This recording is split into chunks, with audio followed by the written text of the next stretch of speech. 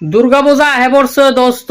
সব বাড়ির ছেলে মানুষগুলো এখন বর্তমান খুব টেনশনে আছে যে হে তার বউ বাচ্চা পরিবারের মানুষের মানে কি দিব সেটা নিয়ে মানে খুব টেনশনে আছে। এর জন্য মানে আমিও খুব টেনশনে আছি যে আমিও আমার বউ বাচ্চা মানে কি দিমু দুর্গাপূজাতে। দুর্গাপূজা তো আহেই বললো, আর বেশি দিন দেরিও নাই। এর জন্য মানে আমার এক বন্ধুরে হঠাৎ করে কল করলাম যে বন্ধু দুর্গাপূজা তো আহে বললো, খুব টেনশনে আছি রে, বউ বাচ্চারে কি দিমু। তারপর বন্ধু আমারে বললো যে বেড়া তোর তো বিয়াই হয় নাই, বউ বাচ্চা আইলো কোন জায়গার থেকে।